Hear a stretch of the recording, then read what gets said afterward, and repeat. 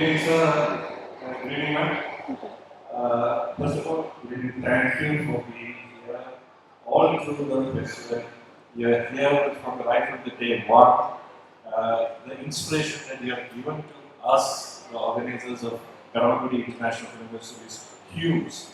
So we are blessed to have your presence here. It's our pleasure. Yes. And we had the fortune of watching, the rare fortune of watching your film together in one festival. So we will talk about that in detail in our conversation.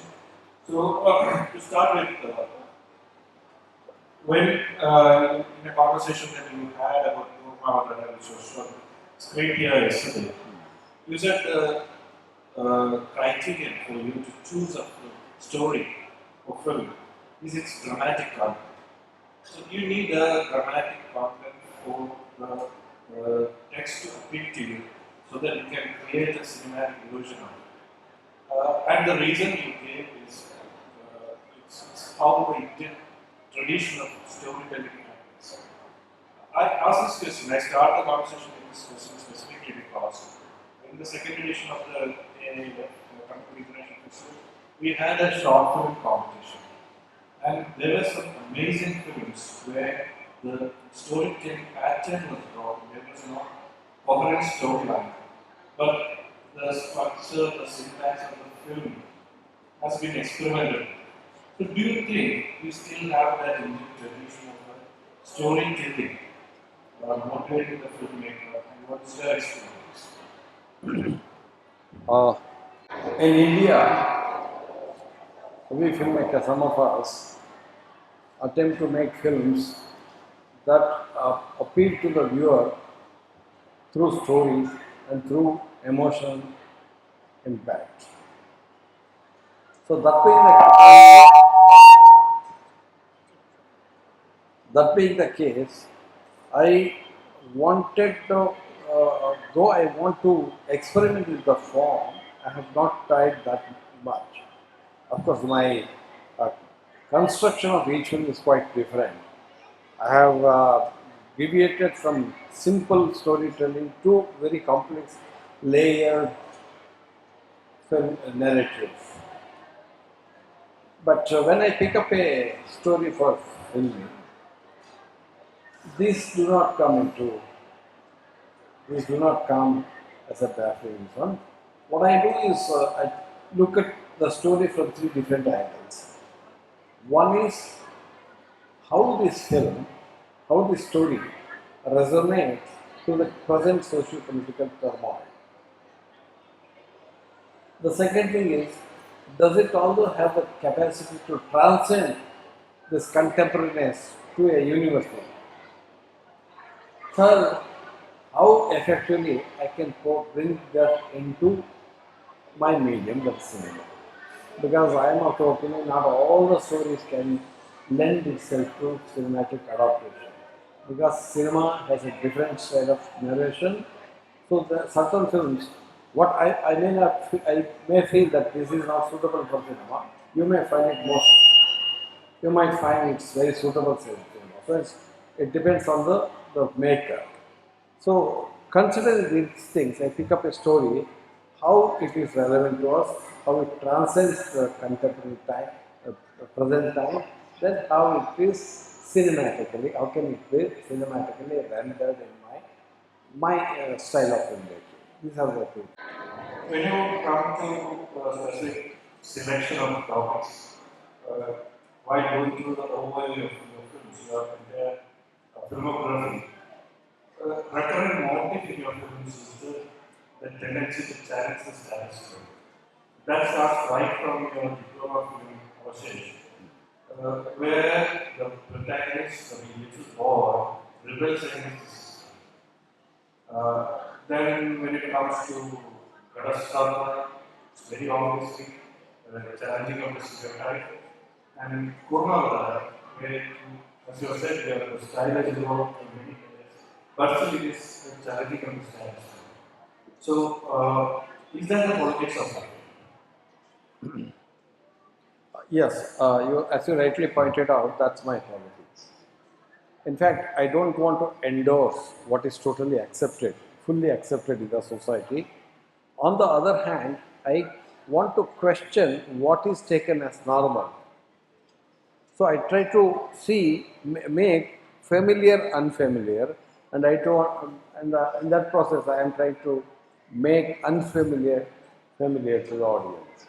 When I say familiar, see, we all think we all brainwashed to believe certain things are normal or uh, the natural process of evolution or development and things like that. And we are all beneficiaries, so we like it.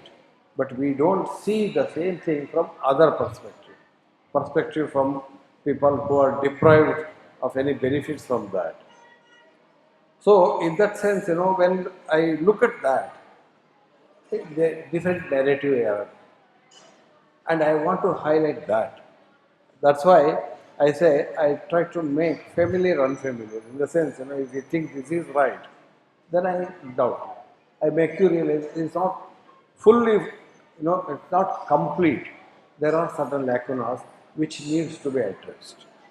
Whether it is development, whether it is social structure of the society, whether what we think are the moral values, I want to ask you this question. From which perspective are us? There's nothing, absolute values. All the values are subjective. From which perspective we are asking? Are we asking these questions from the people who are benefited by that? Are we asking these questions, these insights from the people who are affected by these? So that's why it gives a different kind of a complexion. I quite often say I try to address the issues from the people whose voice is not heard. Voice, so the film in that sense gives voice to the voiceless.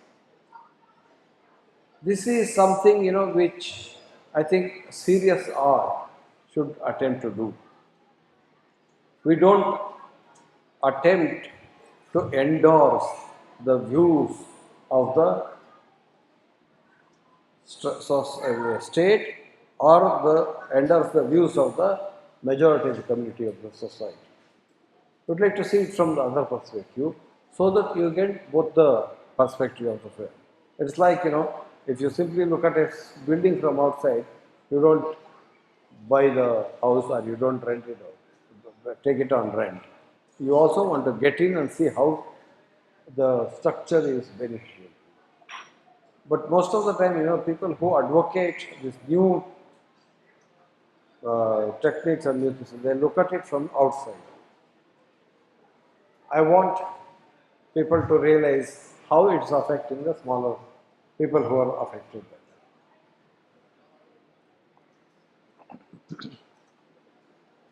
So, you said your attempt is to make the familiar unfamiliar or rather unfamiliar familiar. So that resonates with the tagline of your film, which is based on real incidents that appear unreal, blended with unreal incidents that appear real. So, is that in a way a continuation of the challenging mind that Girish is? Uh, well, in a way, yes, because we also co-wrote the film, so it is indeed. But I have a slightly a different take on how I approach this film. For me, when we were writing the film, I wanted to approach this film as an observer and not as somebody who's narrating the story.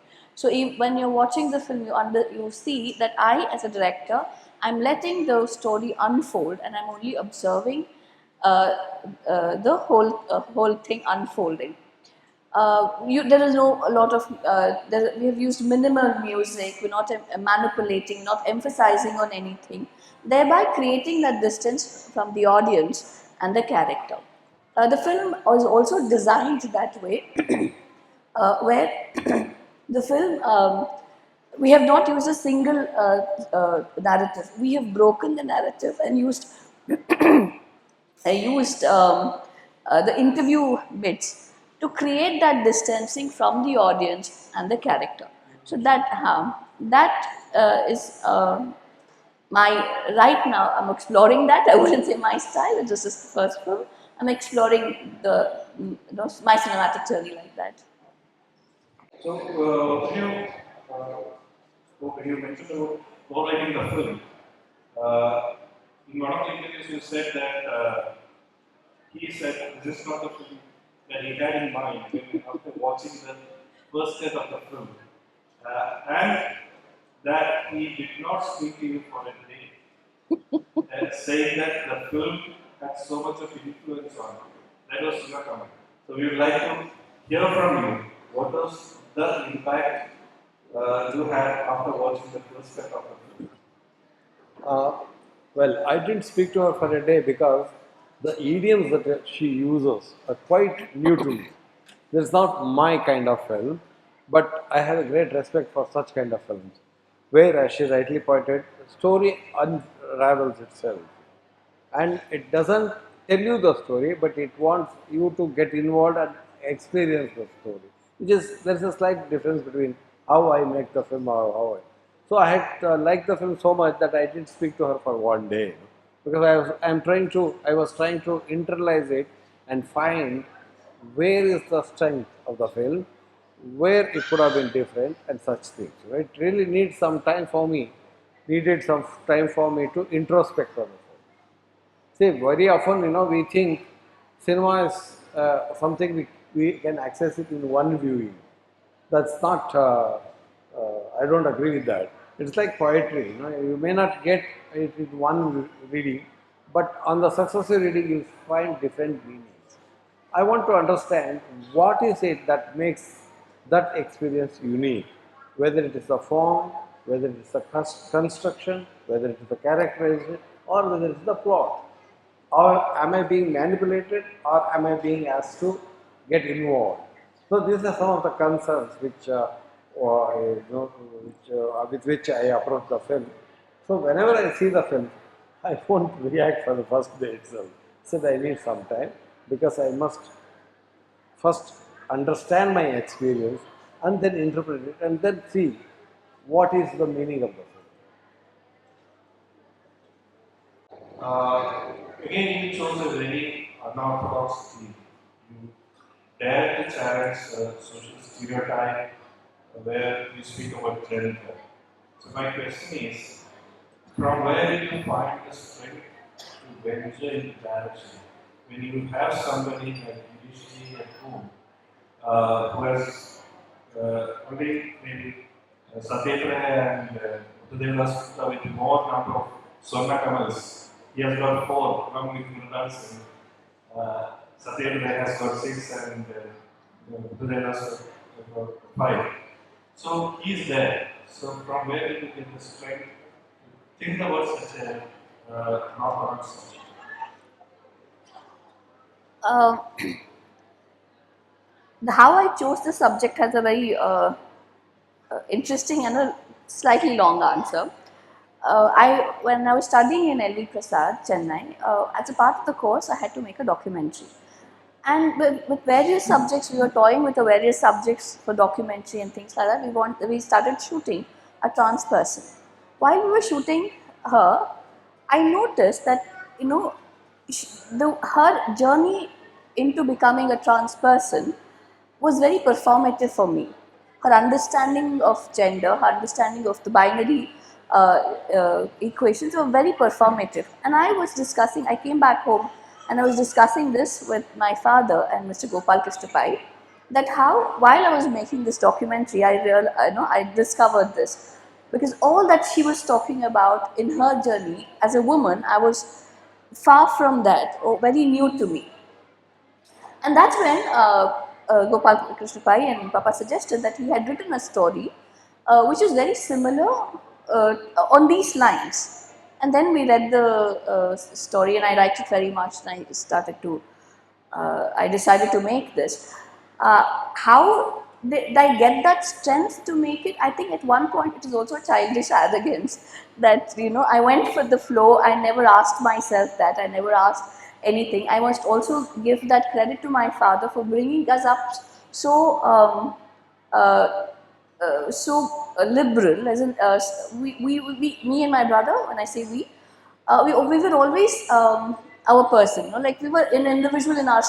We had the voice to say whatever we wanted to say. So that's why we never felt burdened by his name and his presence.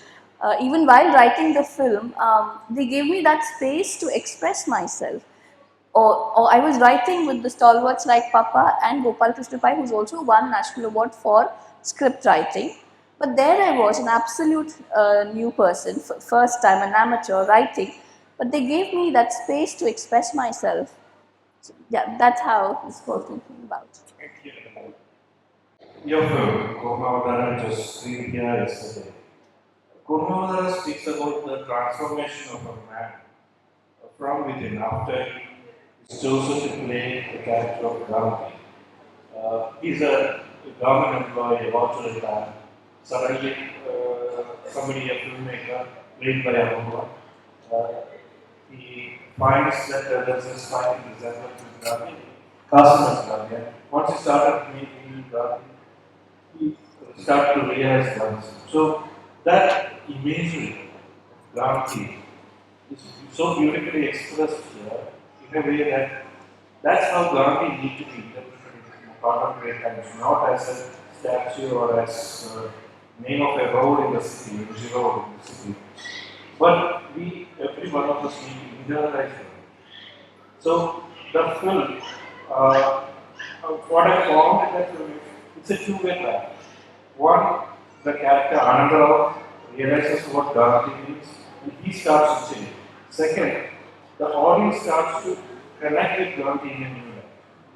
So this is how the contemporary politics need to be revisited, where the transaction happens either way, both ways.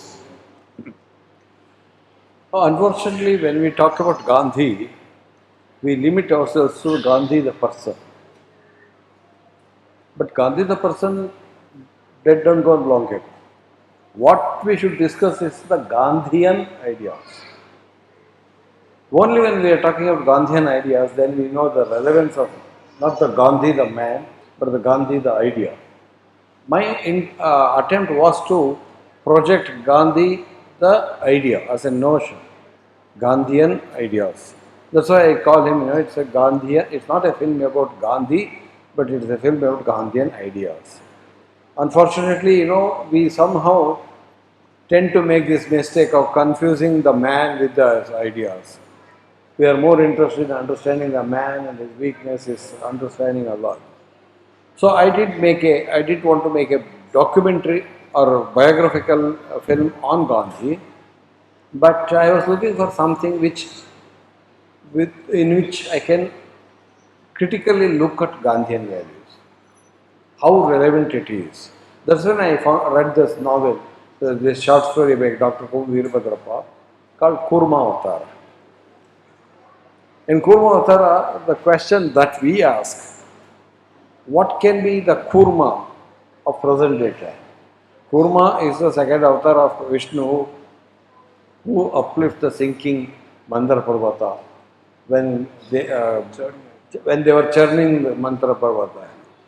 So my attempt is in today's world where the morality and the ethics are dwindling, is there any political ideology that uplifts this? And I thought Gandhian idea should be looked at from a critical insider perspective. So this story is a very complex story. It gave me two kinds of approach to Gandhi. Gandhi the man, Gandhi the idea. The filmmaker is attempting to understand Gandhi the man. But Anandra is not interested in Gandhi the man, he is interested in Gandhi the idea, Gandhian ideals. I thought it's a fantastic way of juxtaposing these two things. If I were to make a film on Gandhi, then I couldn't have taken this liberty. But we are trying to make a film which has this kind of Gandhi the person Gandhi as it is imaged on the screen. I had all the advantages here.